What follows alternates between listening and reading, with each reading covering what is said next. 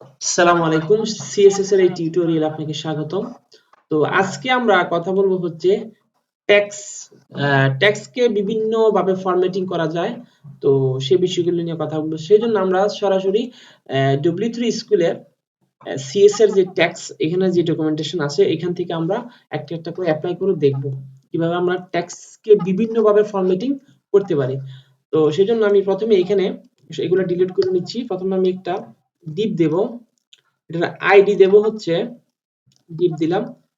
তো এটার আইডি দিলাম, আইডি দিব একটা সেকশন সেকশন সেকশন নামে একটা আইডি আমি এখানে দিলাম, সেভ করলাম।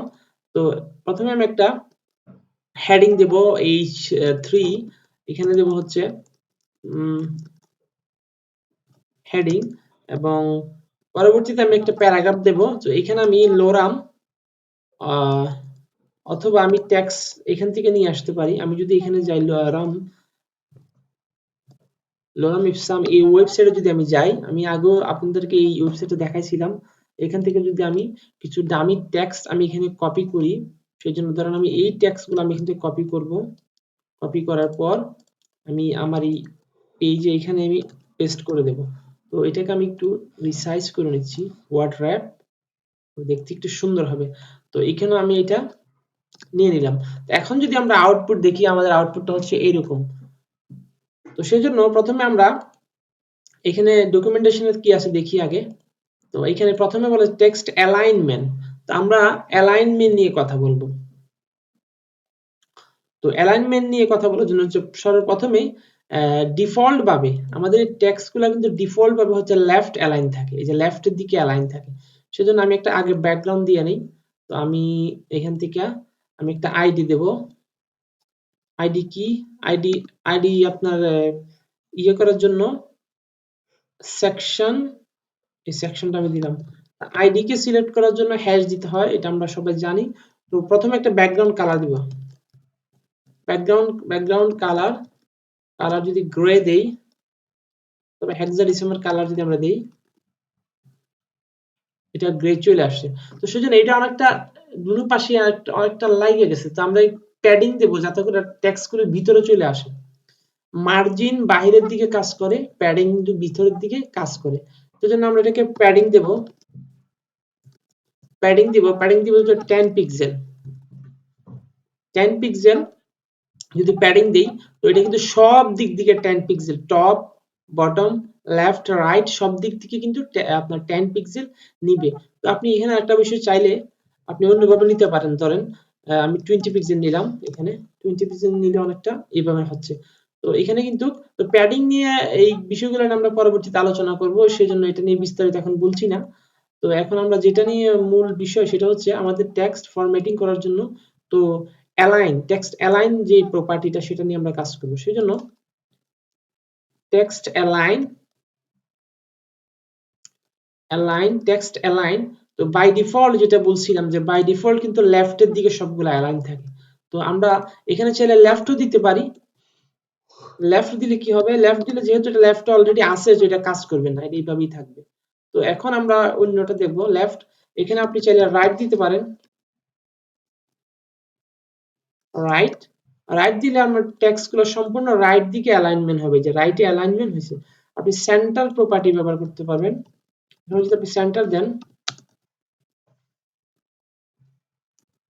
সেন্টার, তাহলে প্রত্যেকটা টেক্সট এখানে কিন্তু সেন্টারে চলে আসবে। একটা বিষয় দেখেন, এইখানের যে সাইডে লেফট সাইড এবং এখানকার রাইট সাইড, এই দুটোটা কিন্তু একটু এলোমেলো, এগুলা কিন্তু সমান না। তো এখানে আরেকটা যদি আপনি ব্যবহার করতে পারেন, আরেকটা ভ্যালু আপনি দিতে পারেন, সেটা হচ্ছে টেক্সট অ্যালাইন জাস্টিফাই দিলে কি হবে? আপনার দুই পাশে একেবারে সমানভাবে টেক্সটগুলা অ্যালাইন হয়ে যাবে। এই হচ্ছে টেক্সটের মূলত ব্যবহার, টেক্সট প্রপার্টির ব্যবহার, টেক্সট অ্যালাইন এইটার এই প্রপার্টিটার ব্যবহার। এখন আরো টেক্সট ডেকোরেশন, আমরা যদি এখানে যাই, টেক্সট ডেকোরেশনের ব্যাপারে যদি যাই, সেই ব্যাপারে আমরা তো আমি চাচ্ছি যে সেজন্য আমরা এখানে অ্যালাইন জাস্টিফাইটা থাক। তো এখানে আমরা আরেকটা যেটা দেখবো সেটা হচ্ছে টেক্সট ডেকোরেশন। সেজন্য আমরা এখানে যে হেডিংটা আছে শুধু হেডিংটা নিয়ে কাজ করব। এখানকার হেডিংটা আমরা এই যে H1টা আছে সেটা সেটার জন্য ক্লাস দিব, একটা ক্লাস দিয়ে লিখবো হেডিং লিখবো, ক্লাসের নাম হেডিং দিলাম। তো এখানে আমরা সিলেক্ট করব হেডিং কে। চাইলে প্রথমে আইডি সিলেক্ট করার পরেই কিন্তু আমরা হেডিং দিতে পারি, এইভাবে হেডিং সেকশন সিলেক্ট করার পরও তারপর আমরা ডট দিয়ে ক্লাস হেডিং দিতে পারি। তো যেহেতু আমরা এখানে সরাসরি একটি ক্লাস দিয়েছি সেজন্য ক্লাসের নাম দিয়ে আমরা এটা সিলেক্ট করতে পারি। তো আমি ক্লাসের নাম দিয়ে সিলেক্ট করলাম। তো যেটা দেখতে চাচ্ছিলাম সেটা হচ্ছে টেক্সট ডেকোরেশন, এই প্রপার্টি নিয়ে কাজ করে। তো টেক্সট ডেকোরেশন বলতে আমরা যদি লিখি এখানে টেক্সট ডেকোরেশন, যদি আন্ডারলাইন দেই, যদি সেভ করি, এই যে টেক্সট ডেকোরেশন আন্ডারলাইন। আচ্ছা আমি এখানে প্রত্যেকটাতে দেই তাহলে বুঝতে সুবিধা হবে। টেক্সট ডেকোরেশন যদি আন্ডারলাইন আমি এখান থেকে তুলে যদি আমি এখানে দেই, এটা আমি রিমুভ করে দিই। তো এখন দেখেন টেক্সট ডেকোরেশন আন্ডারলাইন, অর্থাৎ টেক্সট ডেকোরেশন আন্ডারলাইন অর্থাৎ প্রত্যেকটা টেক্সটের নিচে একটা লাইন আপনি এখানে দেখাবে। তো আরো আছে, তো আমি যদি দিতে চাই টেক্সট ডেকোরেশন আন্ডারলাইন, যদি দিতে চাই এখানে text decoration through th line through, এটা যদি দেই এটা সম্পূর্ণ আপনার এই মাঝখান দিয়ে লাইন থ্রো এটা এভাবে দেখাবে। তো আরো যদি আমি এখানে দেখতে চাই আন্ডারলাইন থ্রো ওভারলাইন, যদি ওভারলাইন দেখতে চাই টেক্সট ডেকোরেশন যদি ওভারলাইন দেখাতে চাই সেজন্য ওভারলাইন, এখানে যদি ওভারলাইন যদি দিই আমি সেভ করি, এটা হচ্ছে ওভারলাইন অর্থাৎ টপ। আন্ডারলাইন হচ্ছে প্রত্যেকটা টেক্সটের নিচে দেখাবে, ওভারলাইন হচ্ছে টপে দেখাবে, লাইন থ্রু হচ্ছে আপনার টেক্সটের মাঝখান দিয়ে আপনার ইয়েটা দেখাবে। আচ্ছা এটা গেল। তো আমরা পরবর্তী যেটা দেখবো সেটা হচ্ছে টেক্সট ডেকোরেশন। এগুলো আর ওভারলাইন আন্ডারলাইন এখানে দুইটাই আছে, আপনি চাইলে এটা দিতে পারেন। আমি যদি এটা দেই এখানে overline underline text decoration underline, sorry underline তো আমরা দিছি এই জায়গায়, সরি এই যে ওভারলাইন আন্ডারলাইন কপি করলাম, কপি করে যদি এখানে আমি আবার পেস্ট করে দিই, ওভারলাইন আন্ডারলাইন অবশ্যই সেমিকোলন দিতে হবে। তো এখন যদি দেখি আমাদের এই যে দেখুন ওভারলাইন আন্ডারলাইন অর্থাৎ টপ এবং বটম। এখন যদি আমরা এটা এখান থেকে রিমুভ করে দিই টেক্সট ডেকোরেশন, শুধু আমরা টেক্সট ডেকোরেশন নাম দেব, নান অর্থাৎ টেক্সট ডেকোরেশন নান অর্থাৎ কোনো টেক্সটের এখানে কোনো আন্ডারলাইন ওভারলাইন লাইন থ্রু কোনো কিছু আমরা দিতে চাচ্ছি না, সেই জন্য আমরা এটাকে নাম দিয়ে রাখলাম। তো পরবর্তীতে যেটা সেটা হচ্ছে transform, text transform.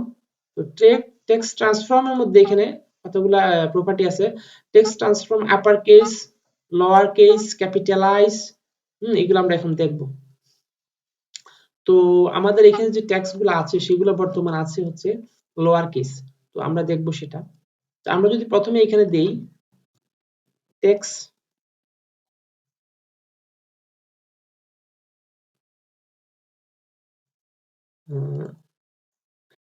Text transform প্রথমে যদি দিই আপার কেস দিয়ে সেভ করি, এটা প্রত্যেকটা আপনি এখানে যাই লোয়ার কেস আপার কেস যেটাই আপনি এখানে টেক্সট ব্যবহার করেন না কেন আপনি প্রত্যেকটা কিন্তু এখানে আপার কেসে কনভার্ট হইছে। যদি দেন লোয়ার কেস, বাই ডিফল্ট আমরা এখানে লোয়ার কেস দিছি, লোয়ার কেস সেভ করি, সবগুলা হচ্ছে লোয়ার কেস এখানে হইছে। তারপর হচ্ছে যদি আপনি এখানে দেন ক্যাপিটালাইজ সেভ করেন, এখন অর্থাৎ প্রত্যেকটা ওয়ার্ডের প্রথম যে আপনার এই লেটার, প্রত্যেকটা ওয়ার্ডের যে প্রথম লেটার সেটা কিন্তু এখানে ক্যাপিটালাইজ হয়ে গেছে। আমরা যেহেতু এখানে ভ্যালুটাকে দিছি ক্যাপিটালাইজ, সেজন্য প্রত্যেকটা ওয়ার্ডের প্রথম যে লেটার সেটা কিন্তু এখানে ক্যাপিটালাইজ হয়ে গেছে। তো এটা তো গেল আমাদের ইয়া। তো পরবর্তীতে হচ্ছে আমরা এখানে টেক্সট স্পেসিং, তো আমরা প্রথমে দেখব টেক্সট ইনডেন্ট।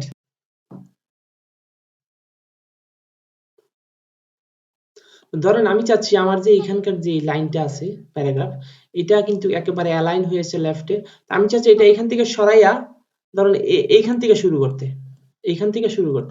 তো আমি যদি একটু স্পেস এখানে দিতে চাই সেই ক্ষেত্রে আমি এখানে একটা প্রপার্টি এখানে ব্যবহার করতে পারি টেক্সট ইনডেন্ট আপনি এটা কপি করলাম, কপি করে যদি আমি এখানে যাই, গিয়ে আমি যদি একটা স্পেস দিয়ে নিচে দিই টেক্সট ইনডেন্ট, যদি আমি সেভ করি, তো এখানে দেখেন টেক্সট ইনডেন্ট কিন্তু দেখাচ্ছে হচ্ছে আপনার এই যে 50 পিক্সেল কিন্তু আমি লেফট থেকে এটাকে সরায়া রাইটে নিয়ে আসছি।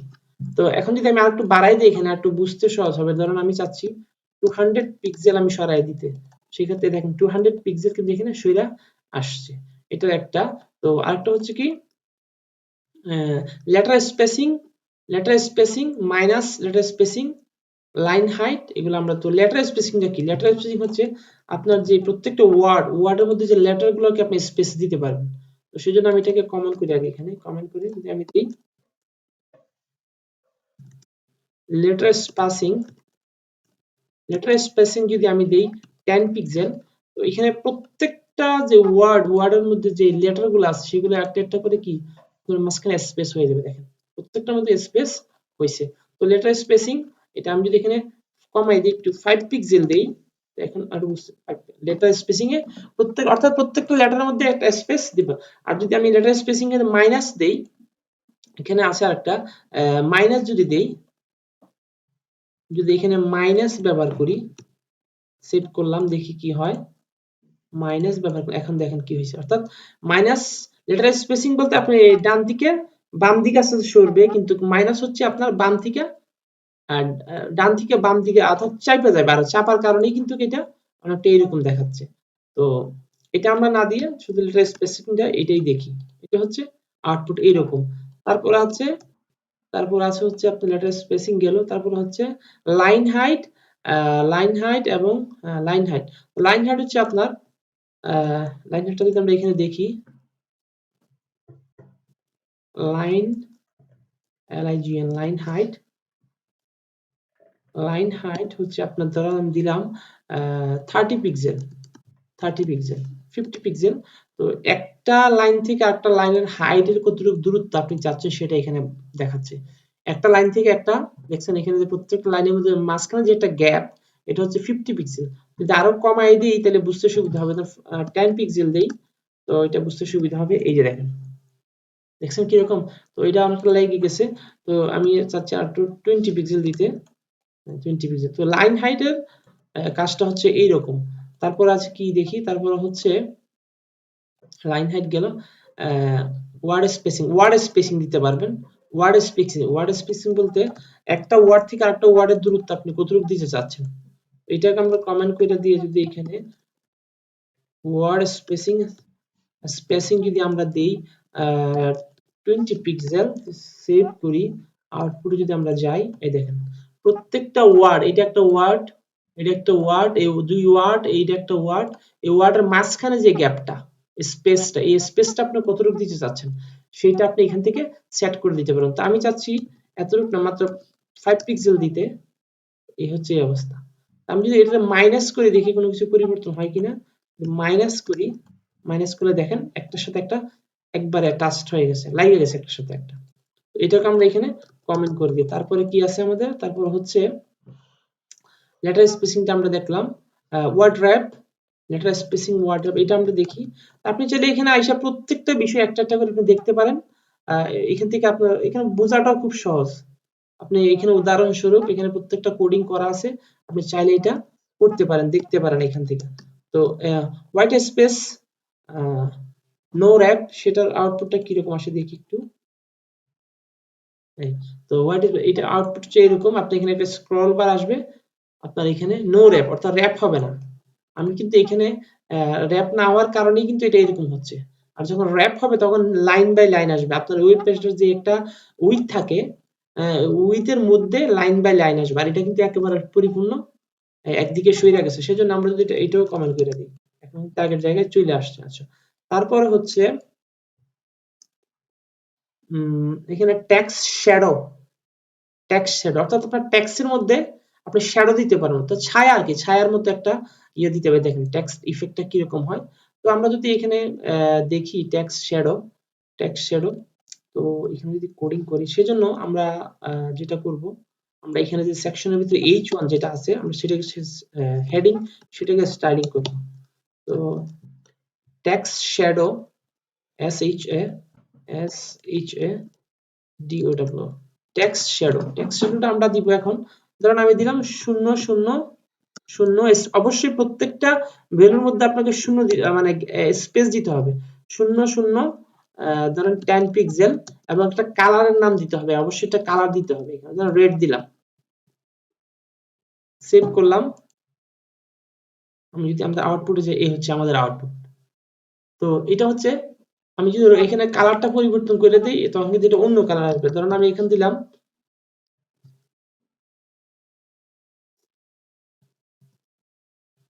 ক্রিমসন একটা কালার আছে, সেটা এই কালারটা কিন্তু এখানে চলে আসছে প্রায় সেম কালার। যদি গ্রিন দেই,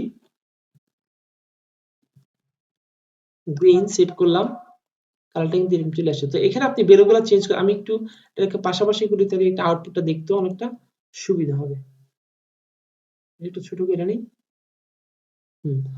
তো টেক্সট শ্যাডো, তো আমি যদি এইখানে যে ভ্যালু, এই ভ্যালুগুলো যদি আমি পরিবর্তন করে দিই কিন্তু এখানে পরিবর্তনটা সরাসরি আপনি দেখতে পারবেন।